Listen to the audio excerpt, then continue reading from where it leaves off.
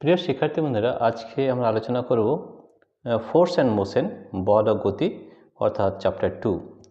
Chapter 2তে আমাদের কি কি রয়েছে সেটা আলোচনা করব এবং আমাদের এখানেও কিন্তু প্র্যাকটিক্যাল ক্লাস থাকবে। প্র্যাকটিক্যাল ক্লাস করে দেখাবো যে কি ধরনের বল বা গতি কি ধরনের হয়, সেটা কিন্তু আমরা প্র্যাকটিক্যাল ক্লাস করে দেখাবো। ঠিক আছে, তো প্রথমে আগে একটা ইন্ট্রোডাকশন নিয়ে নিই, যেমন স্থিতি ও গতি বলতে কী বোঝায়। রেস্ট অ্যান্ড মোশন, আমরা চারপাশ যে সমস্ত বস্তু দেখি তাদের মধ্যে কতগুলি অচল ও স্থির, আবার কতগুলি সচল বা গতিশীল। যেমন চেয়ার, টেবিল, বাড়ি, গাছপালা এগুলি স্থির বস্তু, কারণ সময়ের সঙ্গে এদের অবস্থানের কোনো পরিবর্তন হয় না।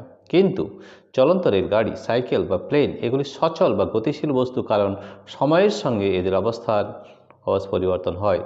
এখন এই সব বস্তু যে পর্যবেক্ষকের দৃষ্টিতে অচল বা সচল, অর্থাৎ যে পর্যবেক্ষকের অবস্থানের সাপেক্ষে অচল বা সচল, সেই পর্যবেক্ষক নিজে যদি গতিশীল হয় তাহলে তার দৃষ্টিতে সব বস্তুই সচল।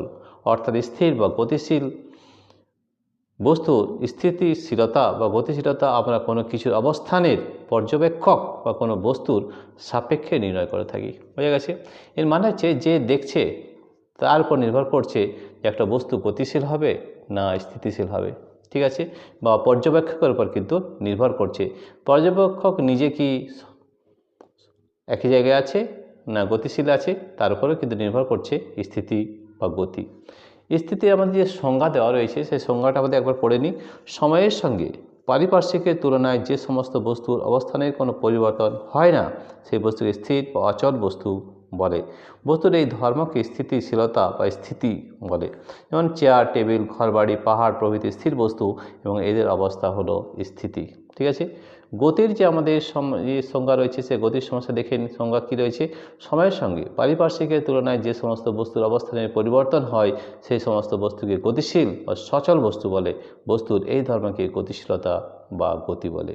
উদাহরণ চলন্ত রেলগাড়ি, মোটর গাড়ি, সাইকেল, বিমান প্রভৃতির অবস্থা হলো গতি। আমাদের বিভিন্ন প্রকার গতি হয়, তার কী প্রকার রয়েছে সেটাও কিন্তু আমরা একবার দেখে নেব। ঠিক আছে, ডিফারেন্ট কাইন্ডস অফ মোশন। তো এই ডিফারেন্ট কাইন্ডস অফ মোশন আমাদের কী কী রয়েছে সেটাও দেখব। কোনো গতিশীল বস্তুর গতি মূলত দুই প্রকার হয়: চলন গতি, ট্রান্সলেশনাল মোশন, এবং আবর্তন গতি বা রোটেশনাল মোশন। কোনো বস্তুর অন্য যে কোনো প্রকার জটিল গতি এই দুই প্রকার গতির সমন্বয়ে সৃষ্টি হয়। চলন গতি কোনগুলো? চলন গতির মধ্যে আমাদের এই গতিগুলো কিন্তু চলন গতি হবে, যেমন সরল চলন গতি এবং বক্র চলন গতি কিন্তু আমাদের এই চলন গতির মধ্যে পড়ছে। তাহলে চলন গতি যে ট্রান্সলেশনাল মোশন, কোনো সচল বস্তুর গতি যদি এরূপ হয় যে বস্তুটির প্রতিটি অবস্থানে বস্তু মধ্যস্থ যে কোনো দুটি কণার সংযোজী সরলরেখা পরস্পরের সমান্তরাল হয়, তবে বস্তুর গতিটিকে চলন গতি বলবো। তাহলে দেখো এখানে একটা বস্তু রয়েছে এ বি সি, রাইট? এখানে আরেক সেই বস্তুটা আমরা যে এখান থেকে এখানে চলে এলো, এখান থেকে এখানে চলে এলো। এখানে এই বস্তুটা যে কণা রয়েছে A dash, B dash, C dash. দেখো A dash, B dash, C dash, এই যে কণাগুলো রয়েছে, কোনো সচল বস্তুর গতি যদি এরূপ হয় যে বস্তুটির প্রতিটি অবস্থানে বস্তু মধ্যস্থ যে কোনো দুটি কণার সংযোজী সরলরেখা পরস্পর সমান্তরাল হয়। তাহলে এই যে সংযোজী সরলরেখা এরও কিন্তু সমান্তরাল আছে। তাহলে এই লাইনটা, এই সরলরেখা, এই সরলরেখা, এই সরলরেখা তিনটে কিন্তু আমাদের সরলরেখায় রয়েছে। তাহলে এটাকে আমরা সরল চলনগতি বলতে পারি। ঠিক আছে, চলনগতি দুই প্রকারের হয়। ঠিক আছে, সরল চলনগতি ও বক্র চলনগতি। সরল চলনগতি কেমন হতে পারে? সরল চলনগতি সরলরৈখিক পথে সম্পাদিত চলনগতিকে সরল চলনগতি বলা হয়। চিত্রে বস্তুর সরল চলন গতি দেখানো হয়েছে। এই গতির বৈশিষ্ট্যটি হল এই ধরনের গতিতে বস্তুর সমস্ত কণার গতি সরল রৈখিক। চিত্রে দেখানো বস্তুর এ, বি ও সি যে কোনো তিনটি কণার গতিপথ দেখানো হয়েছে। অর্থাৎ A dash, A double dash, B dash, B double dash, C dash, C double dash, প্রতিটি পথেই কিন্তু সরল রৈখিক। এই ধরনের গতিকে আমরা বলি সরল চলন গতি। ঠিক আছে, তো দেখো এই ধরনের জিনিসগুলো আমাদের ভালো করে বুঝতে হবে এবং এটার আমরা প্র্যাকটিক্যাল ক্লাসও কিন্তু করে দেখব। ঠিক আছে, তো দেখো আমরা এই একটা জিনিস বোঝার চেষ্টা করছি।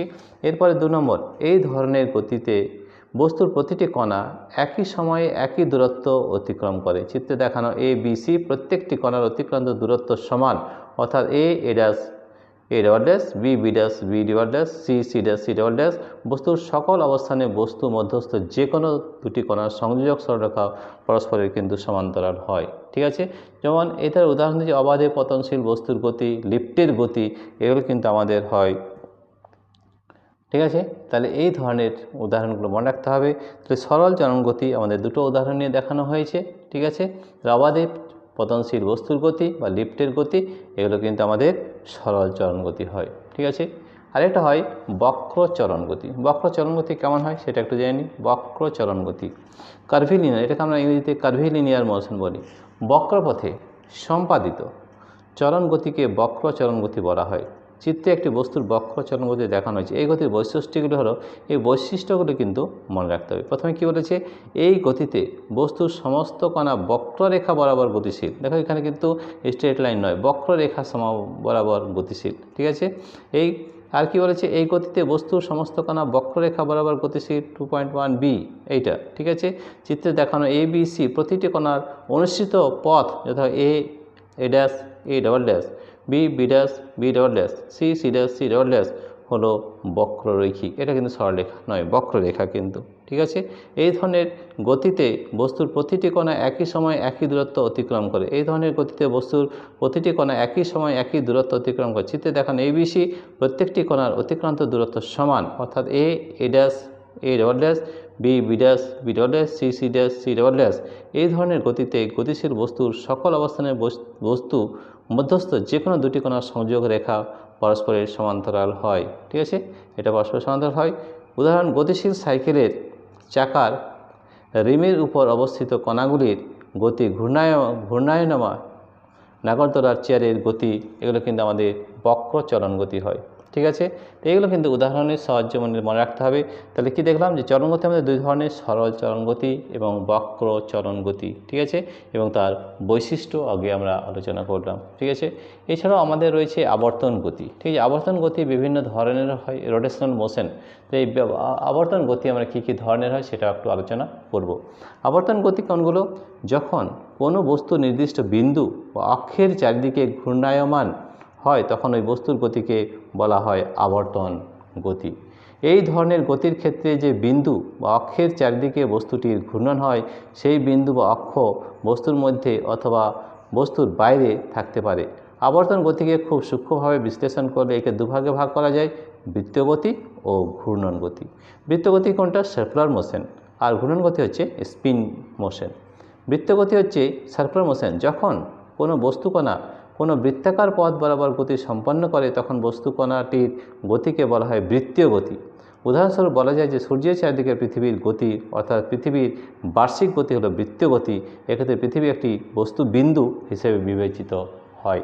ঠিক আছে, আর ঘূর্ণন গতি কোনটা, যখন কোনো বিস্তৃত বস্তুর গতি এমন হয় যে নিজের অক্ষের সাপেক্ষে বস্তুটির কোনোরূপ স্থানান্তরণ হয় না, কেবলমাত্র দিক স্থিতির পরিবর্তন ঘটে, তখন ওই বস্তুর গতিকে ঘূর্ণন গতি বলে।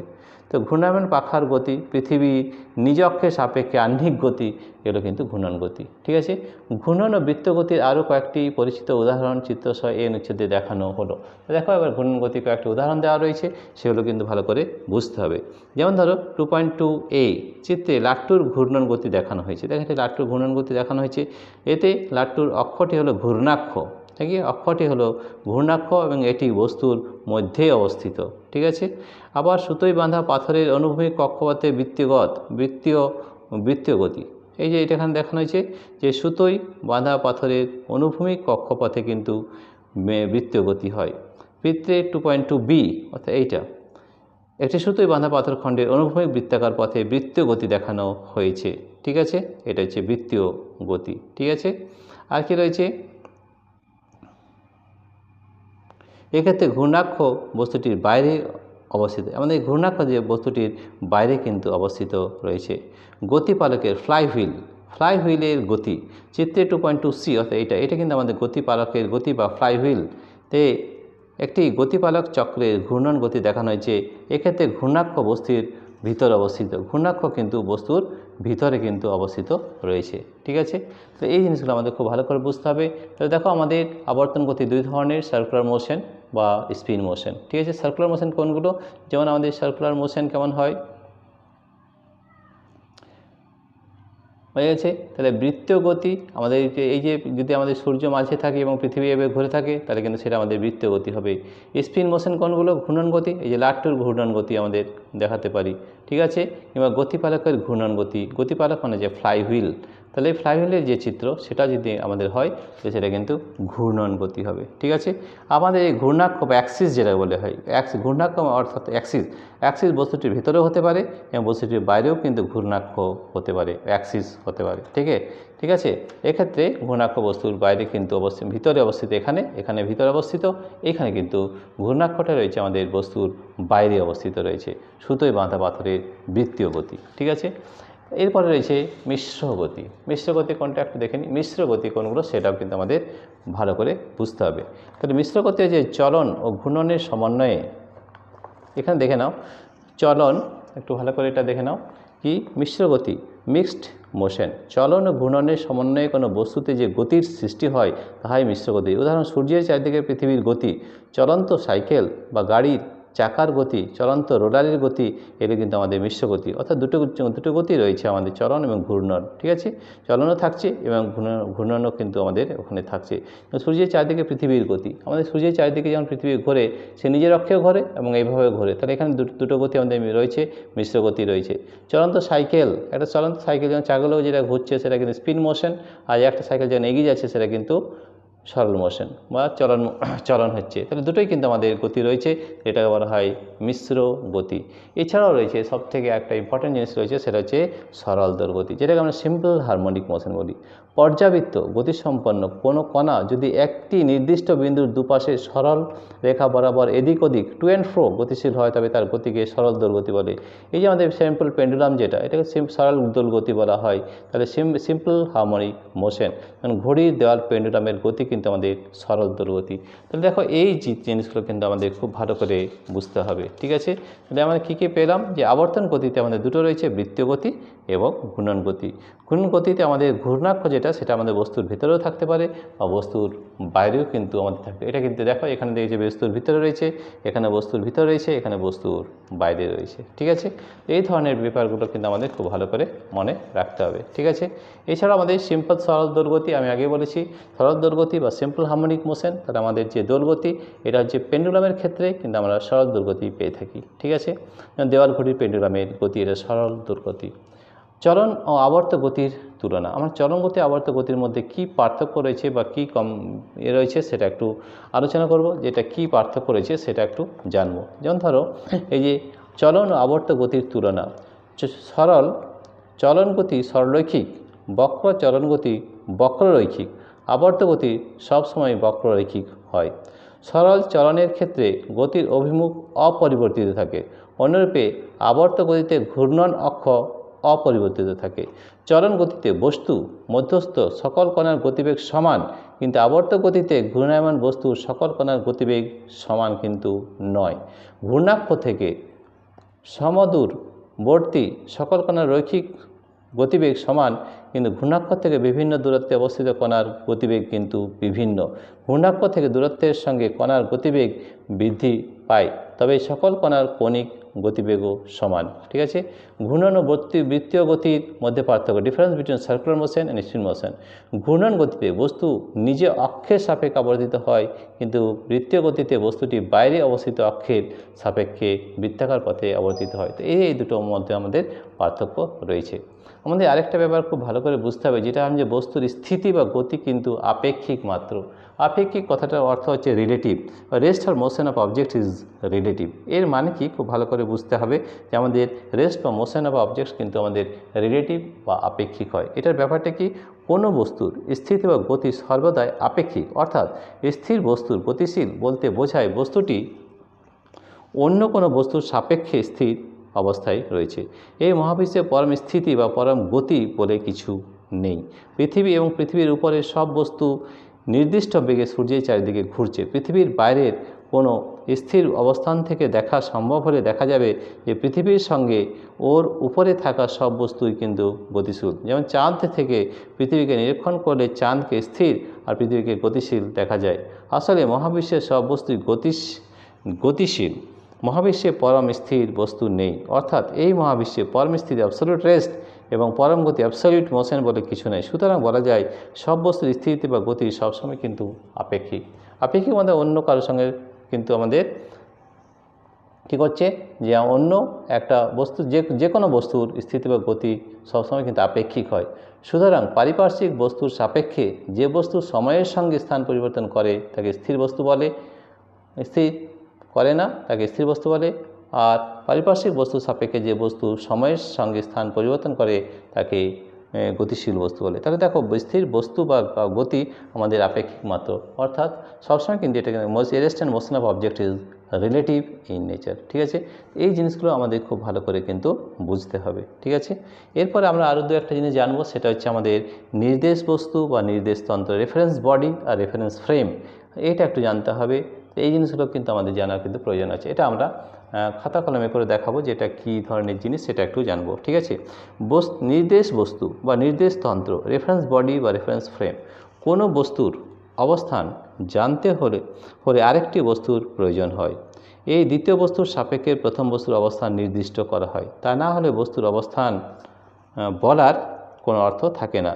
যখন একটি বস্তু স্থির বা সচল বলা হয় তখন সবসময় ধরে নিতে হয় যে কোনো দ্বিতীয় বস্তুর সাপেক্ষে ওই বস্তুটি স্থির আছে অথবা ওর অবস্থান পরিবর্তিত হচ্ছে।